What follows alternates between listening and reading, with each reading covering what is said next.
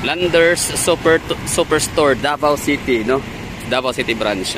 Update, mahagala, bali marami ako nakikitang mga nagpo-post sa social media, tapos tackling or hot topic ang Landers Superstore dito sa Davao.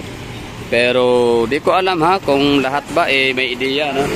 Lahat ba ay alam kung ano to, kung sino si Landers Superstore, ano siya, bakit siya medyo hot topic siya ngayon sa social media, bakit siya trending topic, no?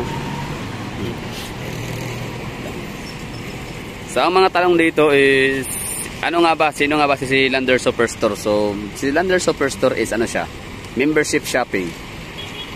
So kung alam nyo ang SNR sa Maikulan, no, shout out mga taga Davao muna to, mga taga Davao, kasi first time magkaroon ng Landers sa Mindanao at dito yun inilagay sa Davao City. So maaaring hindi lahat, hindi pa nga siguro, I don't know, hindi naman sa ako yung nag-a-assume, pero feeling ko hindi pa lahat ng mga taga Davao ay nakapasok pa sa SNR, kaya parang mahihirapan din sila, no, na malaman kung ano ba ang Landers Superstore, tapos gawin kong reference ay ang SNR.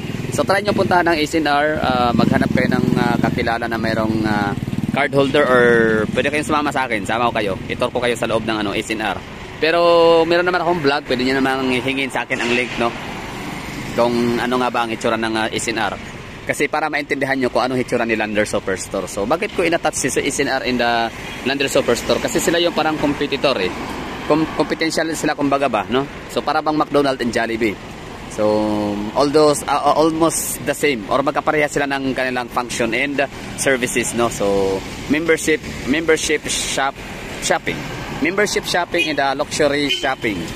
Hindi siya pang masa, no? Hindi to pang mahirap, hindi to pang masa, like pang pang masa. Kung ikaw ay sumasahod ka ng tag 300, provincial rate ka 400 per day, tapos meron kang 3 anak, parang wala ka na sa sigurong panahon para pumasok dito para mag-shopping. Kasi ang mga paninda dito hindi ho kagaya sa Great Wall and the ECCC, no, na napakamura. Wala kang mabibiling mga sabon dyan na mga surf, mga kalya, no, mga wings. So ano yan, luxury shopping. So madalas sa mga napupuntahan dyan, mga nasa mga middle class and above middle class. So meron man na papasok dyan na hindi siya bilong sa middle class, so pwedeng climber. Ako na yun, hindi ako climber mga gala, it just happened na kailangan ko siya sa content, no? Kailangan ko siya i-vlog, kaya bumili ako ng membership card sa SNR muna, kasi dito hindi pa ako nakakuha dito, pero yun ang pinaprocess ko para makakuha. So Landers Superstore. So yung mga katanungan, ano nga ba si Landers Superstore? Luxury shopping, membership shopping. Ibig sabihin noon mga hagala, mga wala ideya So kung alam nyo na ang Landers, alam nyo na ang SNR, quiet na lang kayo dyan. Itong first minutes ng aking video is information to para sa mga nagsisearch, no, sa ating search bar sa YouTube. Kung ano nga ba ang Landers Superstore. So ang Landers Superstore, ulitin ko, isa siyang luxury shopping and membership shopping. Ibig sabihin, membership card holder ka dapat. Kung wala kang membership card, hindi ka makakapasok dito, hindi ka makapag-grocery, hindi ka makakapasok, di ba? Hindi ka makaka-avail sa ng mga international, imported, and mga local products dito na pangmalakasan, pang big time.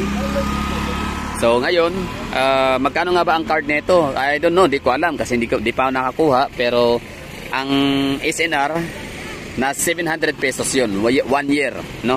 Ang kanyang validity. Mag-expire siya 1 year. So tanong natin yung mga dumadaan, kung try natin mamaya kung meron tayong makausap kung alam niya ba ang ibig sabihin ng kung ano ang Landers Superstore. Baka ako lang yung hindi pa nakakaalam. Hindi ibig sabihin, baka ako lang yung nag-iisip, no, na hindi nila alam ang Landers Superstore.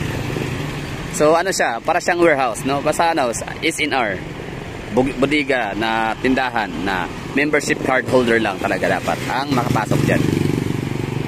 So ano pa bang mga information, no? Update and information. So hindi pa siya update, to, para information lang siya, description about Landers Superstore. So siya ay membership shopping and luxury shopping, Landers Superstore. Same with SNR. Ano siya, parang competitor or kompetensya. Presyo sa card nito is 700, no? I assume 700. Tatapatan nila si SNR. Tapos yung mga paninda dito is mga malaki. Basta tingnan nyo dyan, meron akong vlog na Landers Superstore sa Bacolod City ako noon. Tapos ito naman sa SNR Davao. So ipakita ko sa inyo yung difference ha. Panoorin niyo yan. May mga link tayo dyan. Try natin magsipag, mag-paste ng mga link. Masa na siya? Lander Superstore. Masa na siya? Mura sa SNR. Masa na sa SNR? Grocery gyapon. Bulk bike buying siya. Nakamurag ka na pang daghan-daganan. Mga dag ko. Okay. Salamat ma'am. O yun o. So tinanong natin sila kung ano yung Landers Superstore. So sabi nila para daw SNR. O ito sila ma'am. Hindi siya ma'am. Masa ni siya ngakuan? Mura sa SNR? Okay. So yun no, so ibig sabihin, ako na siguro, ako lang yung nag-iisip na hindi nila alam yung SNR, no. Ibig sabihin, hindi ko na sinabi, pero baka meron, no, baka meron pa. So just in case lang, kung may isa dalawa, no, baka may isa dalawa na nanonood dyan na taga Davao na hindi pa alam ang, hindi pa nakapasok sa SNR. So yung dalawang tinanong natin, alam nila yung SNR, no. So baka meron dyan isa dalawa na nanonood, hindi pa alam ang SNR. So Lander Superstore is para siyang SNR. Kani siya ang sani? Lander Superstore, o sana siya? Superstore. Mura, kasi na sa sulod. Grocery ba? Mura grocery gyapon. Grocery good gyapon.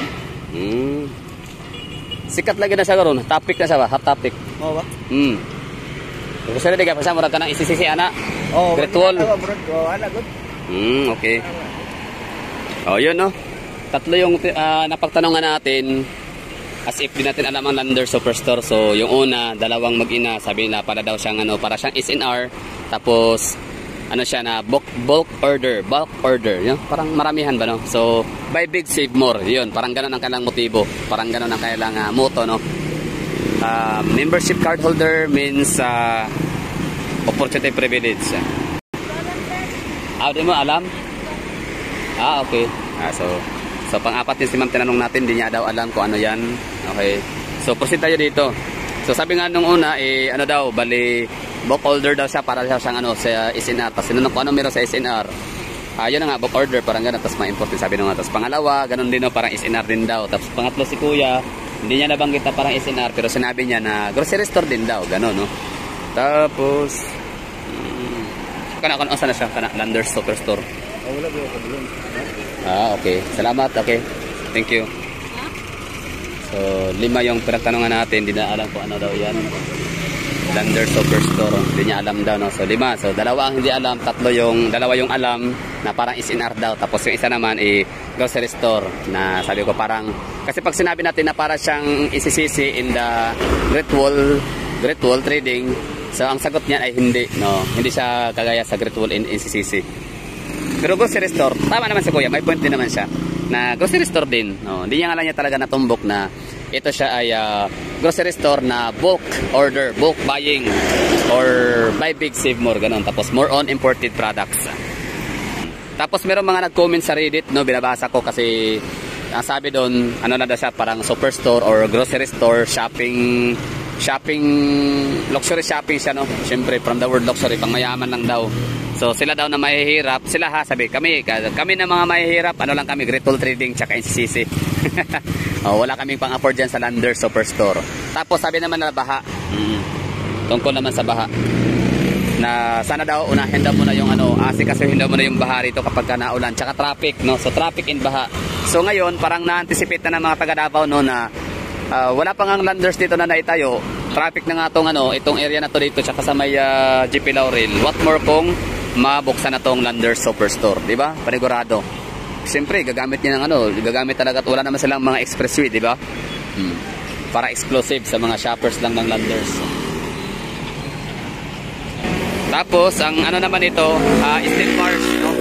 Steel bars. So may mga nagtatanong dito, parang usap-usapan din siya, parang naging topic din na safe ba daw talaga tong kanyang ginawa na foundation para sa earthquakes, no? Kasi earthquake prone ang Davao.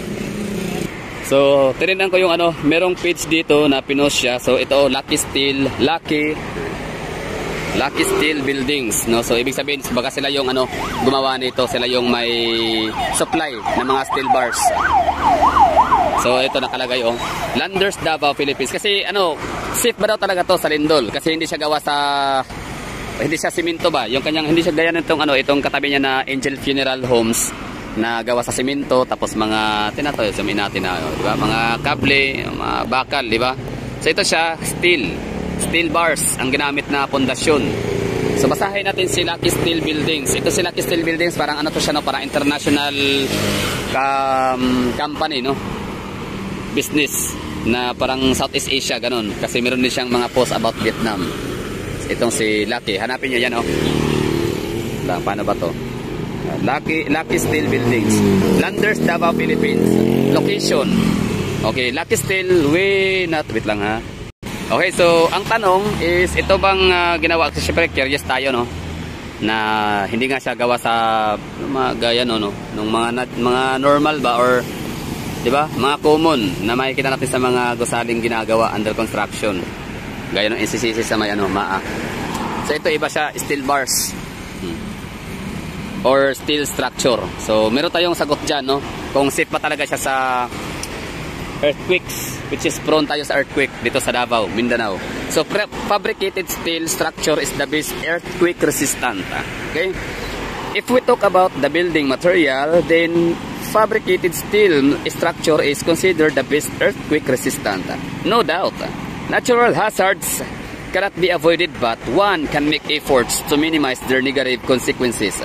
The most adverse damages are caused by earthquakes. Therefore, it is essential to take necessary steps against it. You will be amazed to know that fabricated steel structure can work drastically against the earthquakes. If you want to construct a building in an area where earthquakes are common, then prefer hiring a fabricated workshops supplier. You know, so para mas safe daw siya sa lindol, fabricated workshop daw. Why it's important to pay attention toward the building material. Whenever you desire to construct a building, you should consider its structural strength. Unlike winds, earthquake by vibration impact the building structures in both horizontal and vertical direction. Fluctuation in the building can occur by these vibrations, which relies upon the variation between earth's fluctuations period and the building's on fluctuation period. So lang, no? So safe daw siya. Fabricated steel structure is the best earthquake resistant. Diba? So sana nasagot natin yung ano, katanungan. Tama nga naman. Ako rin nung una, bakit sabi ko parang matgawa siya sa ano, parang metal or fabricated metal or metal bakal, no? Kumbaga hindi siya common. Hindi siya common sa ating mga nakikitang mga construction building or mga building under construction dito sa Pilipinas, di ba? More on ano kasi tayo, simento, tapos buhos, di ba? Parang gano'n, mga palitada. Pero ito hindi, no? So, oo nga pala, baka itatanong nyo rin dyan, no, kung kailan din siya bubuksan. So, may mga nagpo-post lang naman, hindi talaga siya galing sa Landers Superstore. Wala akong nakitang ano, page or site or blog site, no, galing sa Landers Superstore na website nila na nagbibigay ng information. Nahanap ko siya pero hindi ko nakita ang Landers Davao kung kailan siya magsisit to operate. So meron mga nagpo-post nagsasabi na ano siya, mga April 2024 or earlier pa sa April mag-o-open itong Landers Superstore. Yan lang, oh, yung ano, mga gumagawa dyan. So magtatanong kayo kung ilang area, land area to kaya. Hindi ko na siya alam kung anong land area nito, basta sinubukan ko siya na i-search, no. Itatanong kung mga ilang hectare or ilang square meter tong si Landers. Pero parang ano, estimate ito na sa mga 1 hectare almost, no. Hindi siya umabot, parang ganun. Basta at kung matatanong kayo kung ano to dati, mga inuman, no, mga K1, K2, K9, basta tapos may kapehan to dito, parang coffee project. Coffee project yan. Tapos saan siya matatagpuan, no, sa mga hindi pa nakapuntang ano. Ito kasi sa Davao, mga hagala, mga shoutout ng mga taga Luzon, Visayas and some part of Mindanao na di pa nakapunta ng Davao City. Davao City, alam naman ninyo siguro na ito ang pinakamalawak, pinakamalapad na syudad sa buong Pilipinas in terms of land area. Kaya ang mga taga Davao, hindi talaga yan sila pamilyar sa bawat lugar, no. For example, kung ikaw ay nakatira sa may north central part of Davao, like yun na yung mga Kalinan, Mintal, so maaaring hindi ka masyadong nakakapag-explore dito sa may areang Poblacion District, actually, napupuntahan natin lagi ito rito, no? Kasi Poblacion District, yun ang pinaka-central business capital natin dito sa Davao, di ba, no? Kaya taga South, North, or Northern Central, Southern Central part of Davao ka, talagang alam mo itong, Poblacion District. Alam mo siguro yung F. Torres, so, dito siya located, no? F. Torres Street, corner JP Laurel, Fairlanes, di ba? Fairlanes lang. Tapos sa likod nito ay merong Price Tower Business Park and Landco Tower. Yan lang, no? Tapos gilid lang siya ng Angels Funeral Homes and katapat siya, sa harapan siya ni Starbucks or Davao Convention Center and Crocus Restaurant. So that's all for this video. Sana nagustuhan nyo. Sana ay okay lang, no? Okay ba yung information? Safe ba siya sa lindol? So safe daw talaga siya. Kung gusto mo na earthquake resistant, magpagawa ka gamit ang steel fabricated steel structure. Yan. Tapos ano nga ba hitsura ng Lander Superstore nito? Panoorin nyo sa aking mga vlog dyan, no? Kumbaga hingi kayo sa akin, comment, let me know in the comment box. Tapos ilagay ko ang link ng video ng aking Lander Superstore sa Bacolod City tour. And kung gusto niyo ring malaman kung sino ang mas maganda, si Lander Superstore ba o si SNR, ang masasabi ko mas maganda si Landers kumpara kay SNR. Ang maganda nga, ang advantage lang din ni SNR kasi meron siyang mga SNRs na branches sa mga malls dito sa Davao, buong Pilipinas, no, na pwede kang kumain ng kanilang mga New York style pizza. Kasi napapansin ko talaga siya, no, na maraming mga dumadaan dito na tumitingin, ano kaya yan?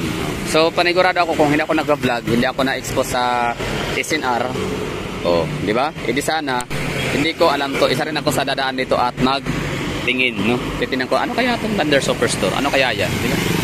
Mall ba yan? So yun lang, thank you for watching, sana nagustuhan, no?